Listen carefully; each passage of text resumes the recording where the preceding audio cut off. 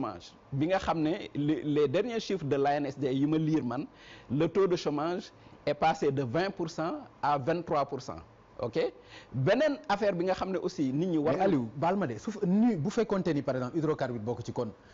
taux de croissance bi lan lay doon.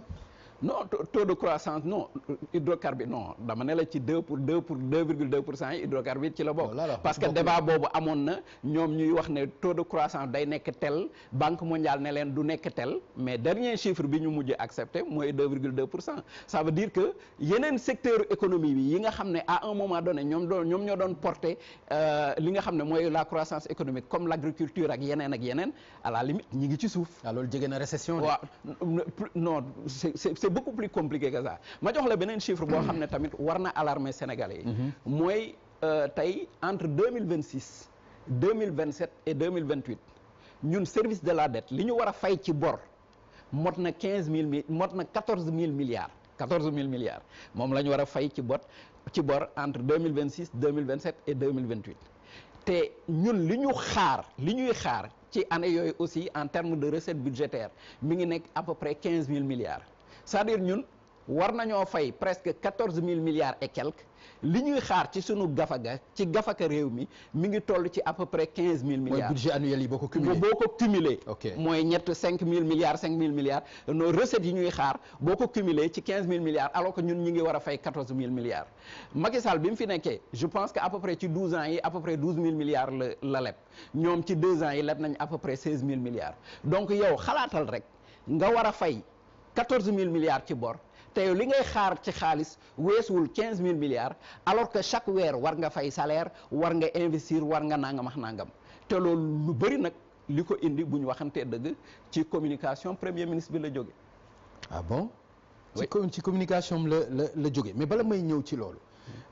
li nga wax dafa mel ni intégré wuloo ci aussi le plan de redressement du premier ministre. waaw mais le plan de redressement aussi pour man ça fait partie. te loolu aussi source de revenu la. waaw mais le plan de redressement fait partie des échecs. parce que moom soo xoolee dans le plan de redressement il était prévu que par exemple année bi ñoom dinañ am 700 milliards de recettes mais li ñu natt ci jamono yuy weesu mooy ci année bii déjà ñu waroon am 700 milliards on est au mois de juin 63 milliards lañ amagum. donc ça veut dire que si seen li ñu projeté loolu su continuer noonu donc peut-être bu ñu multiplier par deux mettons peut-être 106 milliards la ñuy am et 106 milliards c'est très loin des 700 milliards qui sont attendus donc solution bi mu proposé woon déjà on se rend compte que solution boobu ça ne marche pas et ci solution boobu déjà même boo ko xoolee depuis le départ di nga gis ne am na yu bëri yoo xam ne à la limite mën nañ ko bañ a gëm trop et d'ailleurs déggoon naa benn ancien premier ministre en l'occurrence Abdoul Mbaye mu ne bi mu liiree affaire yi dafa mel ni ay vœux pieux la quoi dafa mel ni ay ñaan la quoi dafa mel ni kuy toog rek naan yàlla na nga ma may naa nga wax naa neen daf ko lire après daf ne amin quoi def nii jàpp njàmburam parce que en fait c'est pas des trucs yoo xam ne dañ koo teg ci lu leer loo xam ne compétence la loo xam ne lu concret la loo xam ne ñi xam yàgg a manager yàgg a gérer bu ñu ko xoolee dinañ xam ne lii mën na jur nangam lu ci bëri ay spéculation la ay vœux pieux la woon mais dans la réalité des chiffres aujourd'hui mooy ils attendaient 700 milliards aujourd'hui ils n'ont que 63 milliards. D'accord loolu dinaa ci ñëwaat ñu jàngat ko parce que peut-être résultat wu 63 milliards yi après dinañ xool lan moo ko waral loolu c'est important mais di nga nangu benn affaire itam que ni ñoom bi ñuy ñëw bi ñu defee état des lieux càmbar li ñu fekk ci réew mi soo sukkandikoo ci kàddu yi l'ancien premier ministre Ousmane Sonko mooy réew mi dañ ko fekk ci 4e sous-sol.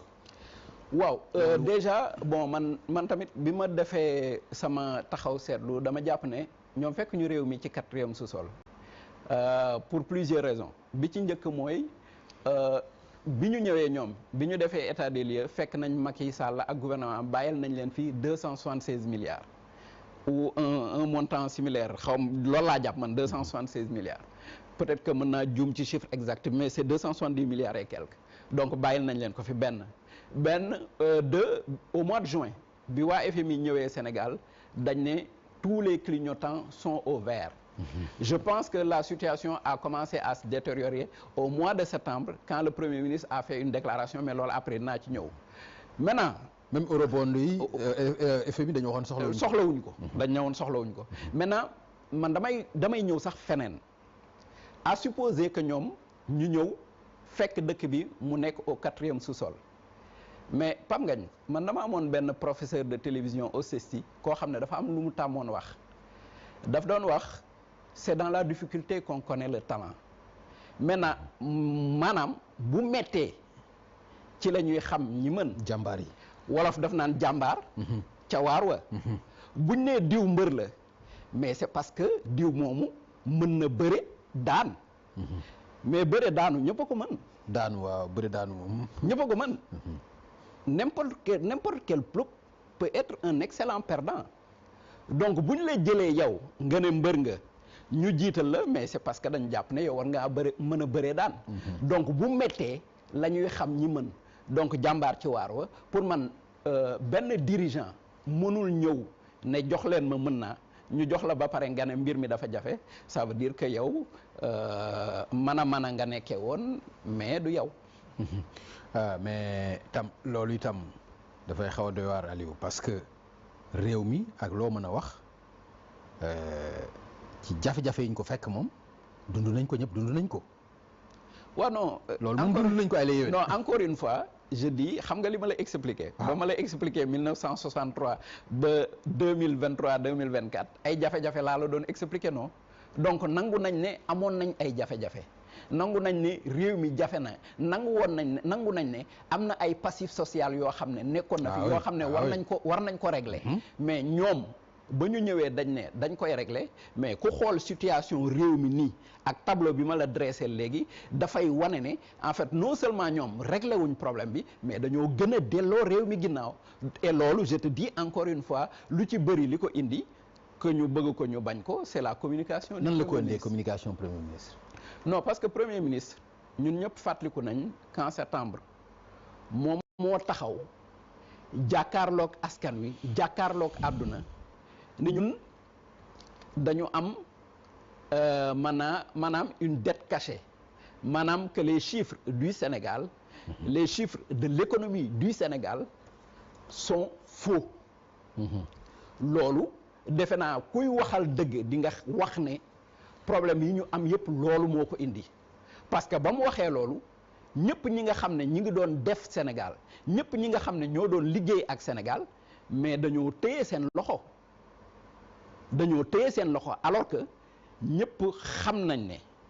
ci wàllu surtout économie dëkk yi dañuy arrangé wu ak chiffres yi ak dispositions yi en fonction de leurs intérêts. comme entreprise yi rek. Maintenant am na ay moment dafay sax niru de l'écriture comptable rek tey boo jëlee dama lay jox benn cas rek kaw Chine man yàgg naa dégg par exemple ay économistes français ñuy toog naan les chiffres de l'économie française sont faux et que gars yi li ñuy wax ci déficit bi ak ci leneen ak leneen c'est pas vrai mais loolu aucun premier koy dund sax actuellement en France aucun premier ministre français aucun ministre français de l'économie aucun ministre wala sax ku nekkoon ci pouvoir ba pare dem dans l'opposition mësuma dégg kenn wax ko li ma xam leneen aussi mooy dëkk bu mel ni Chine dañu am ay gouvernements provinciaux mais gouvernements provinciaux yooyu seen dette ñoom Chine dugalu ko ci dette publique am pour te montrer que am na yu ñuy wax ak am na nuñ koy waxee noo xam ne da ngay jàpp ne peut-être ñii li ñuy def dañ ko xam mais ñu bëri ñi xamoon nañ ne wax jooju li mu nar a jural Sénégal musiba la te tey bu ñu demee ba toll fii ba toll ci situation bi ñu toll nii lu ci bëri déclaration boobu moo ko indi te pour man déclaration boobu c'était une déclaration politicienne dafa am lu mu ci bëggoon mooy am majorité à l'Assemblée nationale majorité boobu Ousmane Sonko am na ko mais tey dëkk bi mi ngi ci guuta waaw mais Aliou mais par exemple est-ce que apprécier wula aussi le fait que mu jouer maanaam la nan lañ koy waxeeti sax mu jouer franc jeu mu wax dëgg askanam